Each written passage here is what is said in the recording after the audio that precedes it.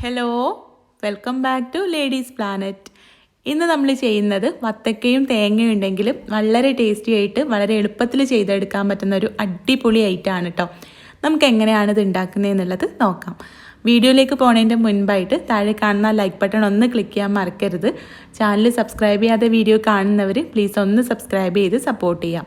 അപ്പോൾ ഇത് ഉണ്ടാക്കാനായിട്ട് ഞാനിവിടെ ചെറിയൊരു വത്തക്കയുടെ പകുതിയാണ് കേട്ടോ എടുക്കുന്നത്. വത്തക്ക നല്ല പോലെ കഴുകി വൃത്തിയാക്കിയിട്ട് ഇതൊന്ന് മുറിച്ചെടുക്കുകയാണ് കേട്ടോ. അപ്പോൾ ഇതിൻ്റെ പകുതി വെച്ചിട്ടാണ് നമ്മളിത് ഉണ്ടാക്കുന്നത്. ഈ വലുപ്പത്തിലുള്ളൊരു കഷ്ണമാണ് കേട്ടോ ഞാൻ എടുത്തിട്ടുള്ളത്. ഇത് നമുക്ക് ചെറിയ ചെറിയ കഷ്ണങ്ങളാക്കിയിട്ട് ഒരു ബൗളിലേക്ക് ചേർത്ത് കൊടുക്കാം. അപ്പോൾ ഇതുപോലെ ഒന്ന് കട്ട് ചെയ്തിട്ടോ അല്ലെങ്കിൽ ഒരു സ്പൂണോ കയ്യിലോ വെച്ചിട്ട് ഇങ്ങനെ ചുരണ്ടി എടുത്തിട്ടോ ഒരു ബൗളിലേക്ക് ഇട്ട് കൊടുക്കാം കേട്ടോ.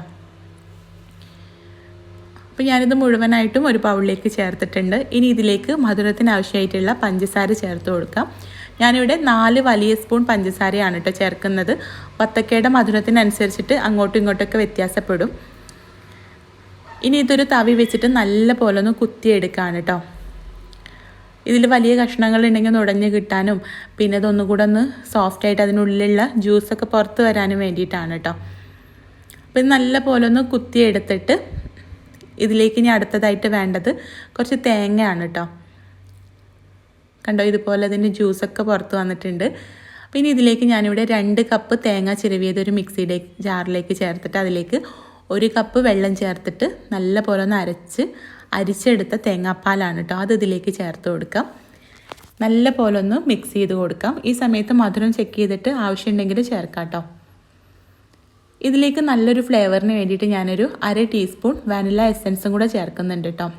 ഈ വാനില എസൻസ് ചേർക്കുകയാണെങ്കിൽ നമ്മുടെ ഈ ഒരു വത്തക്ക വെള്ളം പൊള്ളിയായിരിക്കും.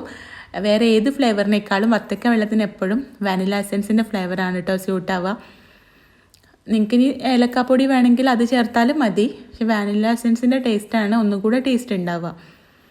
ഇതിലേക്ക് കുറച്ച് ഐസ് ക്യൂബ്സും കൂടെ ചേർത്തിട്ട് നമുക്കിത് സെർവ് ചെയ്യാം. അപ്പോൾ ഇത്രയേ ഉള്ളൂ. നമ്മൾ സാധാരണ പാല് ചേർത്തിട്ട് ഉണ്ടാക്കുന്ന വത്തക്ക വെള്ളം നമുക്ക് ഫ്രിഡ്ജിൽ വെച്ചിട്ട് തണുപ്പിച്ച് സെർവ് ചെയ്യാം. പക്ഷേ ഇത് ഫ്രിഡ്ജിൽ വെക്കുന്നതിനേക്കാളും നല്ലത് ഇതുപോലെ ഐസ് ക്യൂബ്സ് ചേർത്ത് കൊടുക്കുന്നതാണ് കേട്ടോ. തേങ്ങാപ്പാലായതുകൊണ്ട് അതിൻ്റെ ആ ഒരു എണ്ണമയൊക്കെ മുകളിൽ ഇങ്ങനെ നിൽക്കും ഫ്രിഡ്ജിൽ വെക്കുകയാണെങ്കിൽ. അപ്പോൾ എന്തായാലും ഒന്ന് ട്രൈ ചെയ്ത് നോക്കുക. നിങ്ങൾക്ക് നല്ല പോലെ ഇഷ്ടമാവും കേട്ടോ. ട്രൈ ചെയ്ത് നോക്കുന്ന സമയത്ത് ഫീഡ്ബാക്ക് അറിയിക്കാനും കൂടുതൽ വീഡിയോസിനായിട്ട് നമ്മുടെ ചാനലൊന്ന് സബ്സ്ക്രൈബ് ചെയ്യാനും മറക്കരുത്. അപ്പോൾ നമുക്ക് അടുത്ത നല്ലൊരു വീഡിയോ ആയിട്ട് കാണാം. താങ്ക്